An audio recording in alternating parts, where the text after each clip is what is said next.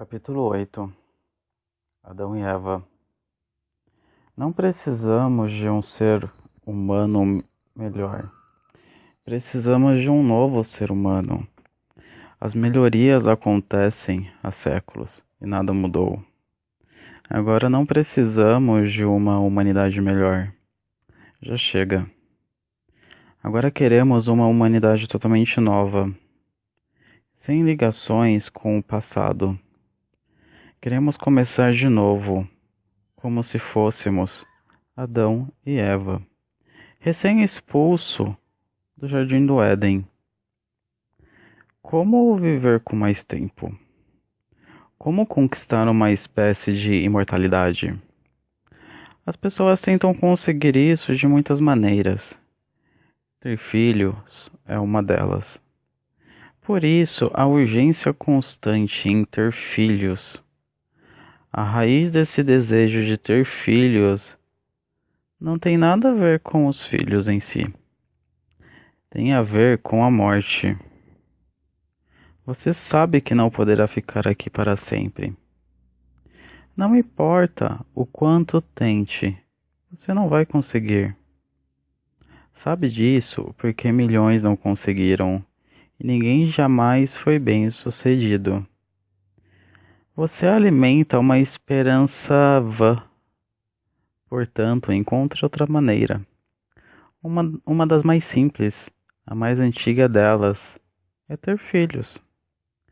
Você não ficará aqui para sempre, mas algo de você, uma partícula sua, uma célula sua, continuará vivendo. Trata-se de uma maneira indireta de se tornar imortal. A função dos pais não é ajudar os filhos a crescerem. Eles cresceram sem você.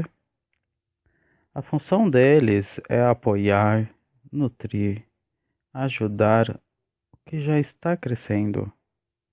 Não indique direções e não dê ideias. Não fale a eles o que é certo, o que é errado. Deixe-os descobrir isso através da própria experiência. As crianças são tão inteligentes.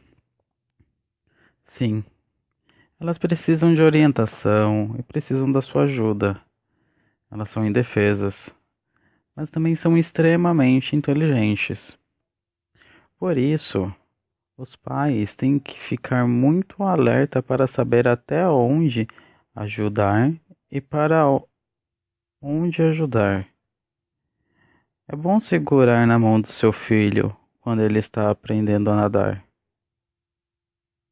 Mas não continue segurando a mão dele a vida inteira.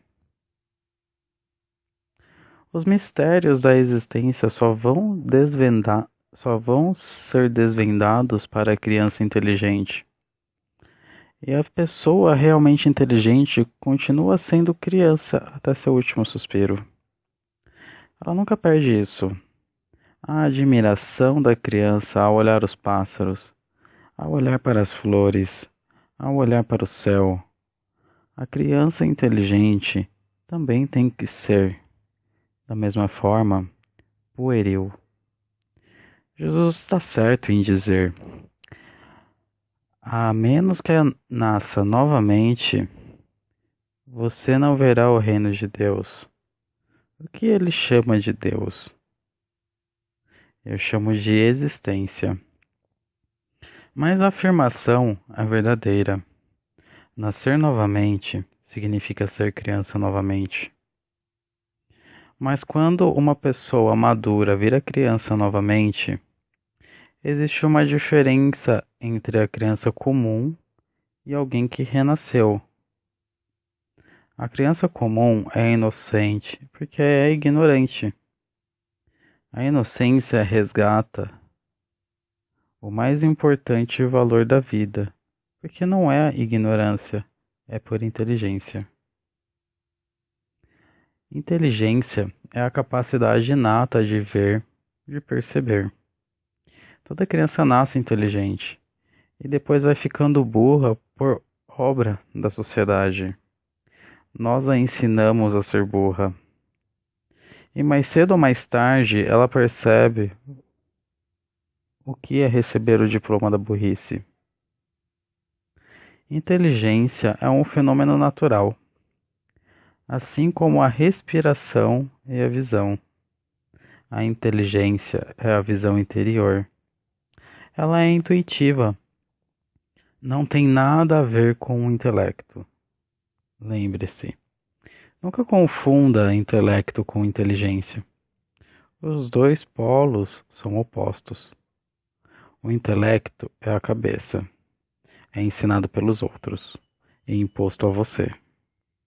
Você tem que cultivá-lo, é emprestado, é algo exterior, não é inato. Mas a inteligência é inata.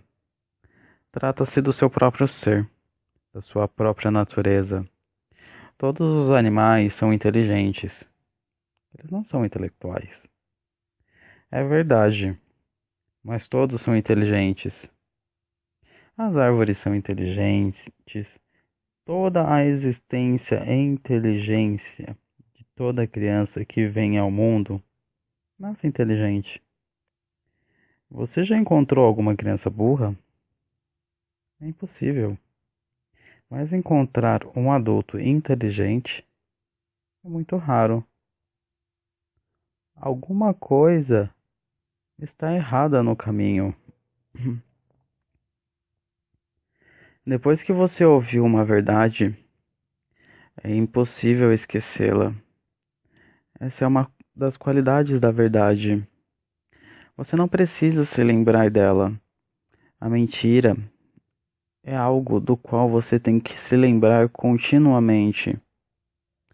Há o risco de você esquecê-la. A pessoa habituada em mentiras precisa ter uma memória melhor do que aquela que é habituada à verdade. A pessoa verdadeira não precisa de memória. Se você disser a verdade, não há necessidade de se lembrar. Mas se você disser uma mentira, então vai precisar se lembrar continuamente. Porque terá que dizer uma mentira a uma pessoa, outra mentira a outra pessoa, uma coisa diferente a uma terceira. Você precisará guardar na memória e lembrar do que disse. E para que disse. E sempre que se levantar uma questão sobre a mentira, você precisará mentir novamente. Acaba tendo que criar uma série delas. A mentira não acredita em controle da natalidade. Verdade é celibato. Ela nunca tem filhos.